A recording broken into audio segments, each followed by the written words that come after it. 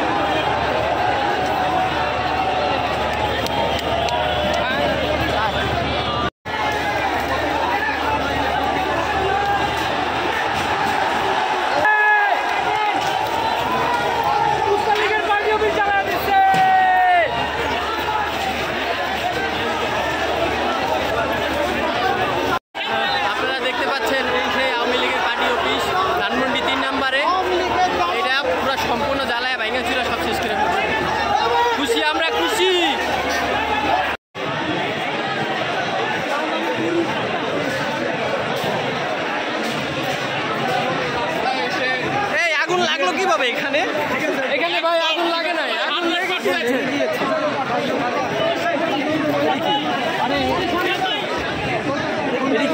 এগুলা কি ভাই? তার আছে কিন্তু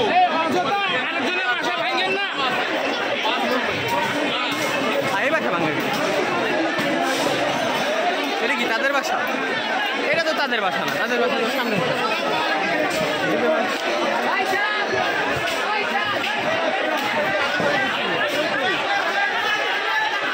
32 নাম্বার এত যত্ন করে রাখি।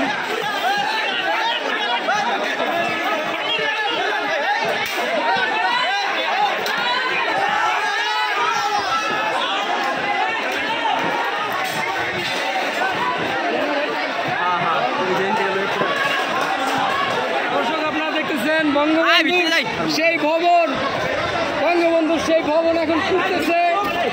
এই সেই বঙ্গবন্ধুর বাড়ি, যে বঙ্গবন্ধুর বাড়ি এতদিন এত সিকিউরিটি দেওয়া হচ্ছে, সেই বাড়ি এখন আগুন জ্বালায় দেওয়া হয়েছে। এর কারণ একটাই, ওদিকে চিন্তায় আরো ভিতরে যায় না।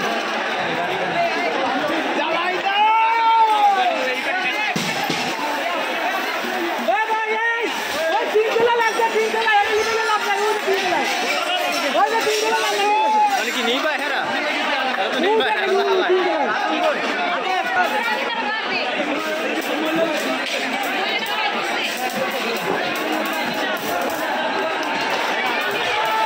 আপনারা দেখতেছেন সব আগুন হয়ে যাচ্ছে।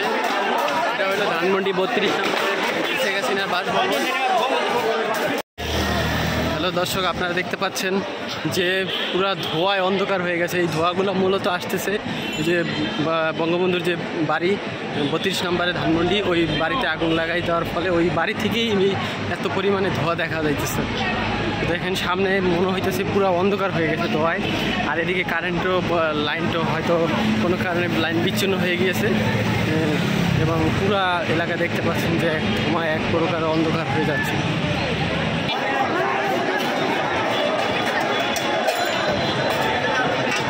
দেখেন এক প্রকার পুরো ধোঁয়ায় চেয়ে গেছে বলতে গেলে।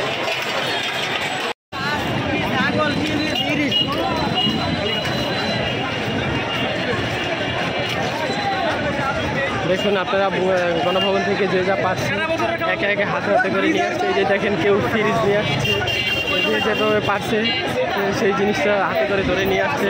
তারা মনে করছে এটা জনগণের সম্পদ, তাই জনগণ হিসাবে তারা নিয়ে আসছে।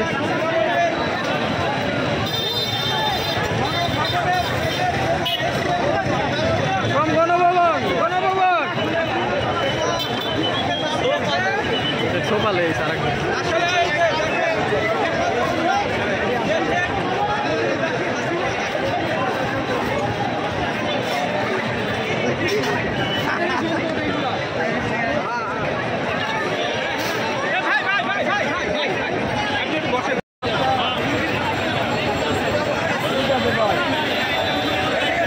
হ্যালো গাইস, আপনারা দেখতে পাচ্ছেন এই যে আমরা গণভবনে চলে আসছি।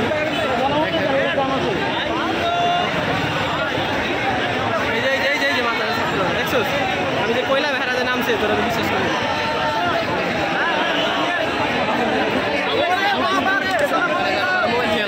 গাইস অবশেষে চলে আসলাম গণভবনে।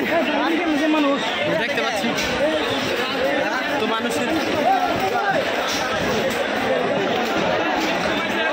দেখেন এই যে সেই গণভবন। এইখানে বৈশা বৈশাই আমাদের উপরে জুলুম করার কথা বলতো, ছাত্রদেরকে মারার ঘোষণা দিত। দেখেন দেখেন গাইস, যে যেভাবে পারতেছে গণভবনে করতে আনন্দ করতেছে সবাই। দেখেন এই সেই গণভবন।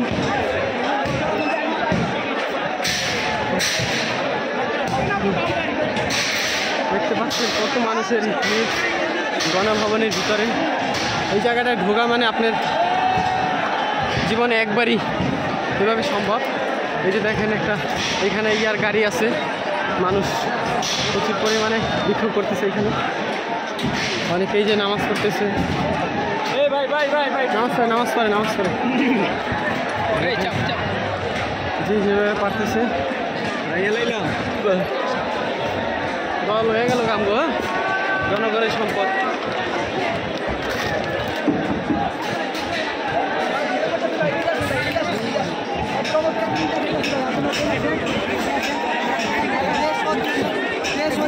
বাইরে থেকে ভাই যারা দেখছেন ভাই, এটা হলো গণভবনের পেটে নিচে হাতে রান্না করা পিওর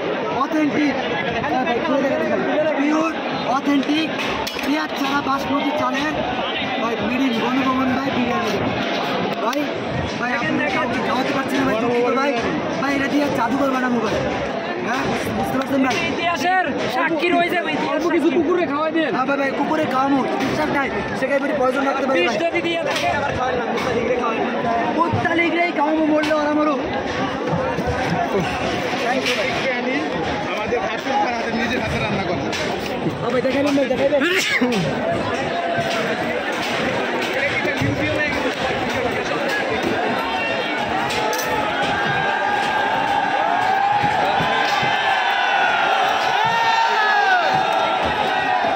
এখন আপনাদেরকে একটু ভিতরে যেয়ে দেখাবো যে ভিতরের দৃশ্য কিরকম।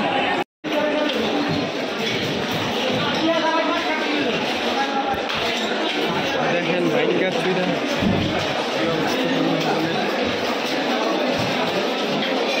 তুমি আসো?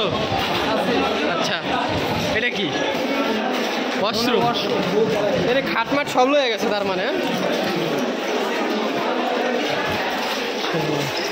এটা কি রান্না করে নাকি? ওয়াশরুম। আমাদের এই দেশটা যে শ্রীলঙ্কার মতো এভাবে যে একবারে সরকারের গণভবন দখল করব, এটা এক প্রকার কোনোভাবে কল্পনাই করা যায় না। দেখেন এটা বাস্তবে আমরা করে দেখালাম। দেখতে পাচ্ছেন